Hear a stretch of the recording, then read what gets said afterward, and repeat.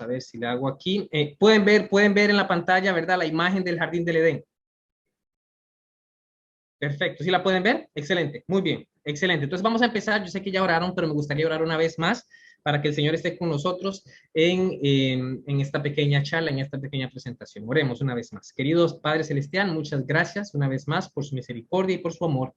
Oramos, Señor, para que usted nos bendiga y que usted, Señor, tome control de esta presentación, que cada una de las personas que están aquí, Señor, en el Zoom y las personas que están viendo a través de las diferentes redes sociales y que verán esto después, puedan, Señor, entender la importancia del mensaje de salud y también podamos entender, Señor, lo importante y la conexión que tiene esto, Señor, con nuestra espiritualidad. Oramos, Señor, para que usted nos ayude a tomar decisiones sabias y esas decisiones, Señor, sean para honrar y glorificar su nombre. En el nombre de Jesús. Amén.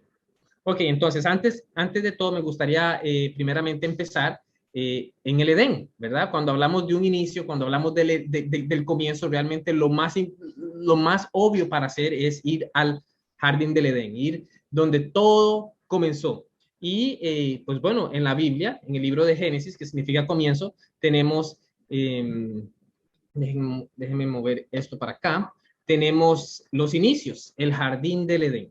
Ahora, cuando Dios creó el jardín del Edén, creó todo con un solo propósito, y era de arreglar, de establecer un orden perfecto para que los seres humanos, en ese momento Adán y Eva, pudieran vivir en este jardín donde estaba todo organizado, donde estaba todo perfecto, donde era todo glorioso, ¿verdad? El jardín del Edén era el hogar, el lugar preciado de Adán y Eva, el hogar que Dios había creado para Adán y Eva.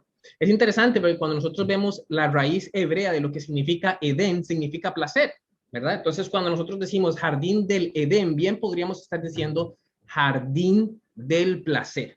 Y Dios creó todo, los animales, la atmósfera, Dios creó todo lo que estaba en el jardín del Edén para que fuera el hogar de Adán y Eva, y no solo eso, para que Adán y Eva tuvieran esta extraordinaria experiencia, para que fueran felices, para que tuvieran paz, para que estuvieran llenos de placer. Jardín del Edén, jardín del placer. Todo lo que Dios creó iba a contribuir para que Adán y Eva vivieran felices, vivieran una vida placentera, vivieran una vida de calidad.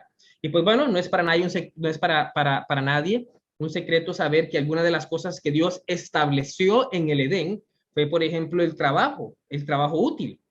Nosotros sabemos que Adán y Eva tenían que trabajar. Uno de los trabajos que tuvo Adán, por ejemplo, fue nombrar a los animales, darle el nombre a los animales, después recoger los frutos, comer, estar juntos. Dios le dio un trabajo a Adán y Eva, ¿verdad? Dios también estableció la familia, ¿verdad? Pues evidentemente creó a Eva para Adán y a Adán para Eva, y estaban juntos, estaban supuestos a fructificar la tierra, a reproducirla, a reproducirse, a fructificar la tierra, que hubiera que muchas personas sintieran o tuvieran esta experiencia que ellos estaban teniendo. Entonces Dios estableció la familia. Para nadie es un secreto eso. Dios estableció también el sábado, ¿verdad? La Biblia nos dice que al final de que todo lo que Dios creó, Él contempló su creación como tal vez un artista contempla su obra de arte, y dijo que todo era bueno, todo era perfecto en gran manera, todo era extraordinario. Entonces Dios estableció el sábado para que entonces Adán y Eva pudieran descansar, meditar en la creación y pues evidentemente pasar un tiempo de 24 horas a solas con Cristo. Pero muchas veces se nos olvida que Dios también creó algo más. Dios creó algo más. Y déjenme ver si eso está funcionando. Ahora sí. Dios creó algo más, y Dios creó los principios de salud. Dios creó todos los principios de salud en el Edén.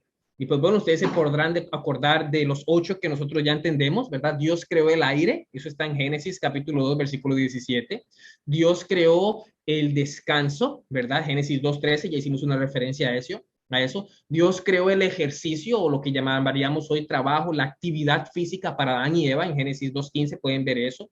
Dios creó también las lumbreras, la luz en este caso, ¿verdad? El sol, ¿verdad? Para que separara el día de la noche. Eso está en Génesis capítulo 1, versículo 16. Dios creó el agua, y habían ríos, ¿verdad? Rodeando y regando el Edén. No solo habían ríos, pero había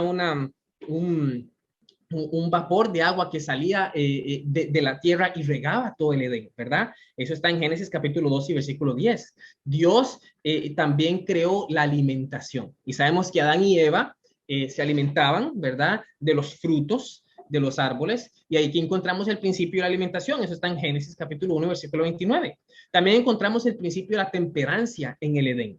¿Verdad? En Génesis 2, 16 y 17 encontramos que Dios le dijo a Adán y Eva que no debían, que podían comer de todos los árboles excepto de uno, ¿verdad? El dominio propio, el controlarse, la temperancia, el balance, un principio que estaba ahí también. Y pues evidentemente en Génesis capítulo 2 y versículo 17 encontramos la confianza, el amor, la relación que tenían que tener Adán y Eva con Dios. Entonces es bien interesante que aparte del sábado, aparte de la familia, aparte del trabajo, Dios también estableció principios, Dios estableció también principios que ayudarían a Adán y Eva a tener una vida placentera. ¿Escucharon muy bien? Déjenme repetir eso otra vez.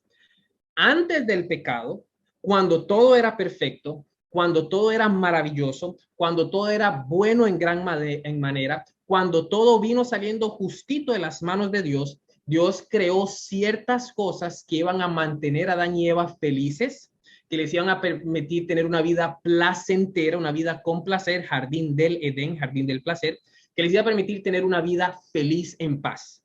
Una de esas fue el trabajo, el sábado la familia, pero también estos principios que encontramos antes del pecado, que hoy los conocemos como principios de salud. O algunos dirán reforma de salud, otros dirán los doctores, los 8 doctores, ¿verdad? Otros lo llamarán las leyes de salud. Nosotros hoy lo vamos a llamar principios de salud. Todos estos 8 principios los encontramos antes del pecado, los encontramos en el Edén, porque Dios los creó para que Adán y Eva fueran felices. Dios los creó para que Adán y Eva fueran o tuvieran una vida placentera. Dios los creó para mantener el orden y para preservar, escuchen muy bien esa palabra, para preservar la vida placentera, para preservar la felicidad. ¿Estamos bien hasta aquí? Ok, hoy nosotros no vamos a hablar de los 8 principios, así que nos vamos a concentrar en uno, el cual tiene que ver con la nutrición, que se encuentra, como bien dijimos, en Génesis capítulo 1 y versículo 29. Es importante notar que justo después del pecado, que fue un evento trágico, pasó algo terrible, ¿verdad? Nosotros sabemos que Adán y Eva comieron del árbol, del fruto de que no debían de comer, el pecado entró a la tierra y pues por ende tenemos todo ese sufrimiento y estos cataclismos y toda esta tristeza alrededor de nosotros en todo el mundo, ¿verdad? Eso fue un error muy grande, pero bueno, sabemos que Dios pronto va a venir y va a arreglar la situación. Pero encontramos justo después del pecado en Génesis capítulo 3 que las mismas cosas que Dios estableció en el Edén continuaron, ¿ok? Encontramos que el ser humano continúa trabajando y el trabajo hoy, después del pecado, continúa siendo una bendición. Es una de las armas que Dios tiene para que nosotros no estemos ociosos y nuestra mente no esté desocupada y vacía. Es una de las cosas que Dios ha establecido para que seamos saludables, dependiendo del trabajo que tengamos, claro está, ¿verdad? Es una de las cosas que nos hace que podamos estar o que podamos proveer para nuestra familia. Entonces el trabajo sigue siendo una bendición hoy en día. Dios, después del pecado, continuó o dejó el sábado. Hoy, claro está, el sábado fue constituido en el Edén, pero encontramos desde la Biblia, desde Éxodo, desde justo después en Génesis capítulos 3 hasta Apocalipsis, encontramos todavía que es necesario y fundamental guardar el sábado. No solo porque Dios no lo pide, pero sino porque es importante para nosotros. Estamos viviendo en un tiempo donde la gente está ansiosa, estresada, donde la gente está en una vida bien rápida, donde la gente está cansada. Hoy más que nunca se necesita un descanso. Entonces, justo después del pecado, vemos que el trabajo continúa siendo una bendición para que no tengamos nuestra mente ociosa y caigamos en pecado. El sábado continúa siendo una bendición porque necesitamos descansar en esta vida tan ajetreada y estresada que tenemos. Y también la familia continúa siendo una bendición. Bien interesante que Satanás quiere destruir estas 3 cosas. Las 3 cosas que fueron, ojo, constituidas en el Edén, y que continuaron después del pecado, no solo ahora para preservar la felicidad, pero para restaurarla. Antes del pecado no había necesidad de restaurar nada porque todo era perfecto. Después del pecado ahora se necesita conservar y restaurar, ¿verdad? Lo que vendríamos diciendo en los términos médicos, prevenir y tratar, ¿ok? Ahora, estos 3 puntos no fueron los únicos, como ya vimos que Dios creó en el Edén. Dios estableció los 8 principios de salud. Justo después del pecado, a que no adivinan que esos 8 principios de salud todavía los seguimos encontrando en la Biblia, ¿verdad? Por ejemplo, Génesis, mencionamos que en Génesis 3:19 encontramos que Dios todavía estableció el trabajo, ¿verdad? También dijimos que Dios todavía tenía la familia, eso está en Génesis 3:15, después del pecado. También dijimos que Dios continúa con el sábado, ¿verdad? Después del pecado, en Éxodo 28. Pero encontramos en la Biblia que Dios también permite que los principios de salud estén establecidos después del pecado. ¿Por qué? Como en el Edén, los principios de salud servían para mantener la felicidad de Adán y Eva. Ahora los principios de salud no solo nos van a ayudar a mantener la felicidad, no solo nos van a ayudar a mantener la vida placentera, pero nos van a ayudar a restaurarla. ¿Restaurar qué? Restaurar eso que el pecado iba a traer. El estrés, la enfermedad, la muerte. Bueno, Dios dijo, después del pecado, el trabajo es importante para el hombre, para que no entre en pecado, para que su mente esté ociosa. La familia es importante para el hombre, para que se mantengan unidos y aprendan valores espirituales dentro de la familia. El sábado es importante para el hombre, porque es necesario que descanse en un momento de estrés y de aflicción. Que adivinen que los principios de salud son importantes para el hombre, porque no solo va a ayudarles a tener una vida placentera, les va a ayudar a restaurar eso que el pecado va a traer. Y esa es una de las cosas que muchas veces nosotros no hablamos. Pero así como Dios estableció el sábado, el trabajo y la familia en el Edén, también estableció los principios de salud. Así que tan importante es el sábado como el trabajo y la familia. La Biblia nos da la connotación que los principios de salud también son importantes. Ahora, cuando nosotros hablamos de la Biblia, nos vamos a dar cuenta que el tema de la alimentación o el tema de la nutrición tiene partes muy importantes en la palabra del Señor. Por ejemplo, el mismo tema del pecado, ¿verdad? El primer pecado en el jardín del Edén tuvo que ver con ¿qué? Tuvo que ver con un fruto, ¿verdad? Tuvo que ver con alimento, ¿verdad? Cuando el pueblo de Israel, por ejemplo, salió de Egipto, encontramos que ellos fueron alimentados con el maná que caía del cielo, ¿verdad? Encontramos otro principio básico en el tema o en el plan de la salvación que está conectado con la alimentación. Muchas de las fiestas judías que fueron establecidas para prefigurar el plan de la salvación tenían que ver con comida. Por ejemplo, la Pascua, la más importante quizá. La Pascua prefiguraba la liberación del pueblo de Israel de Egipto. La Pascua prefiguraba el sacrificio de Jesucristo, el Cordero de Dios que quita el mundo. La Pascua prefiguraba la liberación del pecado. La Pascua, esa fiesta se comía un cordero, había comida presente. Miren qué interesante. Cuando nosotros hablamos de la caída de Babilonia en el libro de Daniel, encontramos que hubo una cena, una orgía, una fiesta con bastante comida y borrachera. Vemos cómo las comidas, cómo este tema de la comida, de la alimentación está entrelazada con los temas espirituales del gran conflicto, ¿verdad? Jesús mismo en el Nuevo Testamento dijo que él era el pan de vida. El pan, algo que comemos, algo que nos alimenta. Miren qué interesante. También encontramos que la preservación de la vida eterna, ¿verdad? Está ligada con comida, está ligada con el fruto del árbol de la vida que se nos promete en el libro de Apocalipsis. Ese fruto que cuando comamos tendremos vida eterna. Una vez más, inclusive, la vida eterna está ligada con la alimentación. Y lo que estoy tratando de hacer aquí es agarrar algunos ejemplos de la Biblia para que podamos entender cómo los temas espirituales muy importantes del plan de la salvación, muchos de ellos están ligados con la alimentación. Están ligados con la alimentación.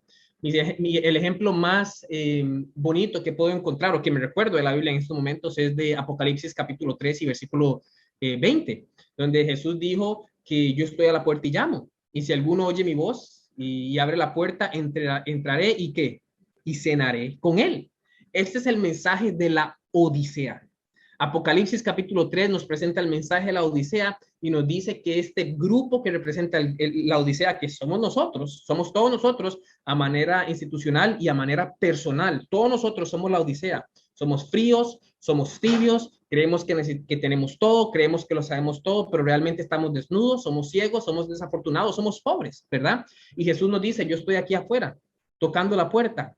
Abra la puerta de su corazón y yo voy a cenar con ustedes. Yo voy a participar de la alimentación. ¡Oh, tremendo!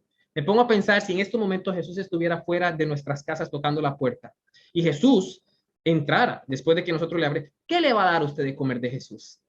¿Qué le daría a Jesús? ¿Qué tipo de alimentación le daría? Jesús está buscando cenar con nosotros. ¿Qué tipo de cena está preparando para Jesús? ¿Verdad? Entonces, aunque este es un versículo evidentemente espiritual, podemos encontrar principios importantes en relación a la alimentación. Así que la Biblia nos habla mucho acerca de la alimentación, pero uno de los versículos más importantes, que básicamente es el título de nuestra charla hoy, es el que encontramos en 1 Corintios capítulo 10 y versículo 31. La Biblia nos dice, si pues coméis o bebéis o hacéis otra cosa, hacedlo todo ¿para qué? Para la gloria de Dios. Es un versículo que muchos de nosotros sabemos, un versículo que muchos de nosotros hemos leído y algunos hasta lo sabemos de memoria. Pero tenemos que analizar aquí porque este versículo nos está diciendo muchas cosas y muchos de nosotros estamos pasando por alto muchos principios importantes en este pasaje que Pablo nos presenta en Corintios. Pablo nos está diciendo que nosotros lo que comamos o lo bebamos, o lo que nosotros comamos o bebamos es una experiencia espiritual. Y déjenme explicarles esto. Lo que nosotros comemos o bebemos es una experiencia espiritual. Nosotros tenemos la tendencia de separar lo espiritual con lo natural. Tenemos la tendencia de separar lo espiritual con lo físico. Oh, la alimentación no tiene que ver nada con la salvación, dirán algunos. Mi salud no tiene que ver nada con mi salvación. La forma en la que yo trabajo, la forma en la que yo hago las cosas, mi cuerpo físico no tiene que ver nada con mi mente, con mi espiritualidad. Pero Pablo está diciendo aquí que una actividad física, que un acto físico, el simple acto de comer o de beber, tiene que ser hecho para la gloria de Dios. Significa que nosotros podemos comer o beber para la deshonra de Dios. Porque si nosotros podemos comer para la gloria de Dios, si Pablo nos está comandando, si Pablo nos está instruyendo a comer para la gloria de Dios, significa que nosotros podemos comer para la deshonra de Dios. Significa que nosotros podemos comer para la no gloria de Dios. Y si nosotros no le estamos dando gloria a Dios, ¿a quién le estamos dando gloria? Entonces, el simple hecho de que Pablo nos diga que todo lo que nosotros comamos o todo lo que nosotros hagamos y todo lo demás tiene que ser hecho para la gloria de Dios es un acto de que la alimentación, más de simple y sencillamente comer, más de simple y sencillamente saciarnos, más de simple y sencillamente disfrutar la comida, es un acto de adoración. Así que después de este tema, sería útil para nosotros que en cada comida nosotros meditemos siempre en este versículo. Lo que yo estoy comiendo aquí está glorificando a Dios, estoy adorando a Dios con este alimento o estoy adorando como dicen en mi país, a mi buche, ¿verdad? Estoy adorando a mi letrina, estoy adorando mi estómago o quién sabe a quién estoy adorando, ¿verdad? Pero cada cucharada que usted se echa a la boca está adorando a alguien. Y Pablo nos dice, tenemos que adorar a Dios. Este versículo también me hace pensar en qué es lo que significa gloria, en qué es lo que significa glorificar a Dios, porque Pablo lo está diciendo, cualquier cosa que usted haga, inclusive comer o beber, tiene que hacerlo para glorificar, para darle gloria a Dios. Entonces la pregunta es, Pablo, ¿qué significa gloria en este contexto? Bueno, cuando nosotros vemos el original de gloria aquí en griego, que fue la mayoría en lo que el Nuevo Testamento se escribió, la raíz de gloria ahí también significa honor, ¿verdad? Lo que bien se podría traducir de esta manera, si pues coméis o bebéis o hacéis otra cosa, hacedlo para el honor de Dios. Y eso viene del comentario bíblico adventista, no lo inventé yo, ¿verdad? Pero la raíz de la palabra gloria significa también honor. Tenemos que comer o beber para honrar, para darle honor a Dios. Entonces ahora vamos a preguntar, ¿qué significa honor? Pues bueno, lo que se me viene a la mente es el versículo, el quinto mandamiento, que dice honra o dale honor a padre y madre. Ok, entonces aquí estamos tratando de entender un poquito mejor. ¿Qué significa entonces ahora honrar a padre y madre? Bueno, significa proveer para sus necesidades, significa estar con ellos cuando necesitan, pero también mis hermanos, todos nosotros somos hijos, ¿verdad? Porque si usted está vivo, tuvo un padre o tuvo una madre, ¿verdad? Yo en mi caso solo mi padre me abandonó desde antes de nacer y mi mamá me crió, ¿verdad? Me educó, me hizo todo. Entonces yo en este caso solo tengo una mamá, ¿verdad? Pero yo entiendo que cuando la Biblia dice honrar a padre y madre, es un acto de obediencia, ¿cierto o no? Si usted honra a su mamá y a su papá, usted les obedece. Primero porque ellos saben más que usted, especialmente cuando usted es niño, ¿verdad? Especialmente ellos tienen más años, tienen más experiencia, tienen más sabiduría. Y si usted honra a su mamá y a su papá, usted le obedece, usted lo respeta. Entonces, cuando nosotros comemos y bebemos para honrar a Dios, significa que le obedecemos. Obedecemos sus principios, sus reglas, sus leyes con respecto, en este caso, a la comida. La pregunta es, ¿cómo quiere Dios que nosotros comamos? Esa es la pregunta del millón, ¿cierto o no? ¿Cómo quiere Dios que nosotros comamos? Bueno, sin ser muy técnico, podemos buscar algunos ejemplos en la Biblia. Y estoy usando bastante la Biblia porque este libro es nuestra autoridad, ¿verdad? La ciencia dice hoy una cosa y mañana puede cambiar, ¿verdad? La ciencia dijo diferentes cosas 50 años atrás y hoy está diciendo cosas diferentes, pero este libro nunca cambia. Y todo lo que nosotros estamos estudiando tiene que estar fundamentado aquí. Y la ciencia es buena, siempre y cuando vaya de acuerdo con lo que ya se reveló. Así que, ¿cómo quiere Dios que nosotros comamos? Bueno, hoy la ciencia dice que la mejor alimentación es la alimentación basada en plantas. Vamos a llegar ahí, así que no se me asusten. La mejor alimentación es la alimentación basada en evitar alimentos industriales o industrializados. La mejor alimentación es la alimentación basada en alto contenido de fibra, ¿verdad? Entonces, eso es lo que nos dice la ciencia. Cuando nosotros vamos a la Biblia, vamos a encontrar algo muy parecido a lo que la ciencia dice hoy. ¿Cómo quiere Dios que nosotros comamos? Bueno, la pregunta deberíamos hacer. Si nosotros queremos saber cuál es la voluntad del Señor, si nosotros queremos honrar a Dios, si nosotros por ende queremos glorificar a Dios, recuerden que es lo mismo, tenemos que hacer la pregunta, ¿cómo obedecemos a Dios? ¿Cómo sabemos qué es lo que Dios quiere? ¿O cómo sabemos cuál es la alimentación en la que Dios es honrado, en la que Dios es glorificado, la que Dios quiere que nosotros tengamos? Y nosotros como adventistas del séptimo día hemos sido bendecidos con los testimonios inspirados de Elena de White que nos indican de una manera más clara cómo nosotros debemos de comer, pero sin usarlos hoy. Veamos a la Biblia y preguntémosles a la Biblia. Si nosotros queremos saber qué es lo que quiere Dios que nosotros comamos, preguntámosle a Dios cuál fue la alimentación que Él estableció. ¿Ok? ¿Cuál fue la alimentación que Él estableció en el Edén? ¿Ok? Ya tenemos la respuesta, ¿cierto? ¿No? ¿Cuál fue la alimentación o cuál es la alimentación que Él tiene preparada para nosotros en el cielo? Ya tenemos la respuesta, ¿cierto o no? Estamos viviendo en los días de la Babilonia espiritual. Estamos viviendo en los días del mensaje de los tres ángeles, donde Dios nos ha pedido a salir de Babilonia, no solo a salir, pero los que ya hemos salido, a llamar a las personas a salir de Babilonia. Estamos viviendo en la Babilonia espiritual. ¿Cuál tipo de alimentación tuvo el remanente de Dios en la Babilonia literal? Daniel, Azarías, Misael y Ananías, ¿verdad? O Daniel, Sadrach, Mesach y Abednego, con los nombres hebreos. ¿Qué tipo de alimentación tenía el pueblo de Dios en la Babilonia literal? Es exactamente el tipo de alimentación que va a tener el pueblo de Dios en la Babilonia espiritual, ¿verdad? ¿Qué tipo de alimentación tenía Juan el Bautista? Porque la Biblia nos dice que en los últimos días va a venir Elías. Y Jesús dijo que Elías ya vino, que era Juan. Pero la Biblia nos dice también que en los últimos días iba a venir otro Elías, ¿verdad? Que representa también no solo el primer Elías, pero Juan el Bautista, el cual fue el segundo Elías. ¿Qué tipo de alimentación tenía Juan el Bautista? Entonces, con estas cosas, nosotros nos damos cuenta cuál es el tipo de alimentación que Dios quiere que nosotros tengamos. Pues bueno, yo tengo que avanzar aquí porque ya me recordaron del tiempo, pero quiero terminar con esta cita. Bueno, en realidad esta y otra más.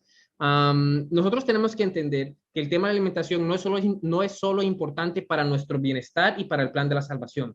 El tema de la alimentación es importante y porque Satanás quiere destruirnos y él lo sabe muy bien y por eso él hizo esto. El libro de Temperancia de Elena de White nos dice que Satanás reunió un grupo de ángeles para venir con el peor plan para destruir a la raza humana. Miren lo que ella dice en el libro de la Temperancia. Satanás reunió a los ángeles caídos para planear alguna manera de, escuchen muy bien, de hacer el mayor daño posible a la familia humana. Satanás hizo una reunión donde reunió a todos los ángeles, demonios, los ángeles caídos, para venir con un plan, con una estrategia para destruir, para hacer el daño posible, el mayor daño posible a la familia humana.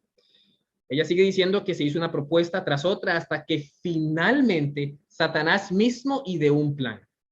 ¿Cuál es este plan? Miren lo que era este plan para destruir a la raza humana.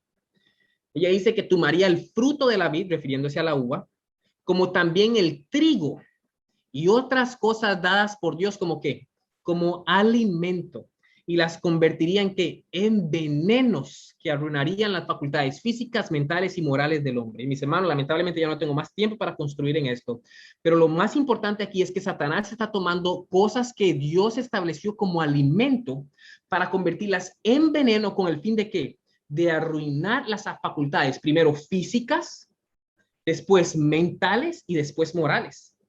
Escuchen muy bien esto último, aquí termina, esa es página 12 del libro de Temperancia. Y así subyugará de tal forma los sentidos que Satanás lograse el dominio completo. Entonces, en otras palabras, Satanás quiere el dominio completo de la raza humana. Y para hacer eso, él necesita destruir las habilidades primero físicas, después mentales y espirituales. Y para hacer eso, para destruir las habilidades físicas, él está usando la comida. La comida que Dios dio, pero la convirtió en veneno. Ejemplos, el azúcar blanca. Ejemplos, comidas refinadas. Ejemplo, exceso en sal. Ejemplo, productos cárnicos llenos con tumores que dan cáncer, que alteran la acidez del cuerpo y muchas otras cosas más. Ustedes ya saben a este punto, con todo lo que están aprendiendo en este seminario. Satanás está usando alimentos para destruirle a usted, para controlar nuestras mentes y tomar completo dominio, control total sobre nosotros. Yo creo que después de esta cita, nosotros más que nunca tenemos que estudiar qué es lo que estamos poniendo en nuestras mesas. Porque lo que estamos poniendo en nuestras mesas glorifica a Dios o cumple el plan de Satanás. La pregunta, ¿qué es lo que usted quiere hacer? Ya para terminar, quiero darles algunos consejos prácticos con respecto al tema de la salud. Y lo primero que todo, como ustedes han aprendido aquí, es que la reforma de salud siempre son pasos que se hacen balanceados. Es muy común, después de presentaciones como estas, que las personas se vayan a la izquierda o a la derecha y que se vayan a extremos. No, oremos a Dios para mantenernos siempre en el balance. La reforma pro salud no es solo de eliminar todo, pero también es de poner cosas nuevas. Así que seamos balanceados con eso. La hermana María le estará dando más detalles conforme a estas cosas. Lo importante es que todos los cambios se hacen con conocimiento. Nosotros no hacemos cambios sin conocimientos. Si yo dejo un alimento es porque yo sé los daños que me hace y porque yo sé cómo suplantar ese alimento. No vamos a hacer cambios a lo loco sin conocimiento. Para ir un poquito más rápido, otro punto que les quiero decir es que la buena alimentación no tiene que ver solo con productos animales. Muchas personas dicen, oh, yo voy a comer mejor y eliminan todos los productos animales. Bueno, está bien en parte, pero la buena alimentación tiene que ver con masticar bien. La buena alimentación tiene que ver con comer bastante ensaladas y fibras. La buena alimentación tiene que ver con no comer con líquidos, porque eso diluye los jugos gástricos y hace que la digestión se fermente. La buena alimentación tiene que ver con comer a horas regulares. La buena alimentación tiene que ver con comer con un espíritu calmo. Entonces, no es solo las carnes. Cuando hablamos de una nutrición adecuada, no es solo las carnes. Son ciertos cambios progresivos que la persona tiene que hacer y para eso necesitamos conocimiento. No es solo prohibiciones, pero también oportunidades. Muchas personas dicen, oh, reforma pro salud, ya no voy a poder comer esto, pero mis hermanos, podemos comer esto y esto otro. Hay bastantes oportunidades, hay bastantes sabores y experiencias que podemos experimentar. Cuando hablamos de una reforma en la alimentación, en el cual es este específico tema, no es solo lo que no puedo hacer, sino el montón de cosas que realmente podemos hacer. La alimentación, mis hermanos, es verdad presente. Lo dice la Biblia y lo dice el Espíritu de Profecía. La alimentación no es fanatismo. Hay muchas personas que lo han tomado y lo han hecho un tema de fanatismo, lo han hecho un tema de salvación.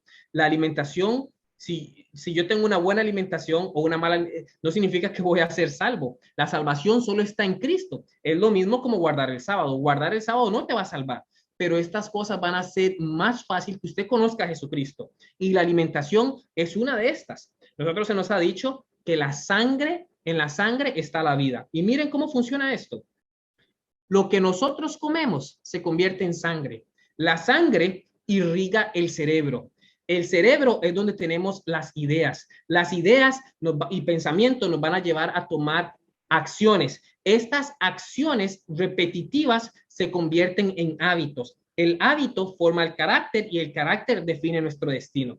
Todo empieza con lo que entra aquí. Todo empieza con nuestra sangre. Todo continúa con nuestros pensamientos. Todo continúa con nuestras acciones. Las acciones después se forman en hábitos. Hábito forma el carácter y el carácter define nuestro destino. Eso está en mente, carácter, personalidad. Eso no lo inventé yo. Así que no es un tema de fanatismo, es un tema de balance. Y para terminar, la reforma o los cambios en la salud es algo que realmente es placentero. Yo no les estoy hablando porque esto lo leí o lo estudié en un libro. Yo soy una persona que hace mucho tiempo atrás tomé cambios y tomé decisiones importantes en mi alimentación y he vivido una vida de placer, he vivido una vida llena de felicidad. Y tenía uno más, se me había olvidado. La reforma pro salud da bastantes frutos. Da bastantes frutos cuando uno se enferma de COVID, se sana más rápido.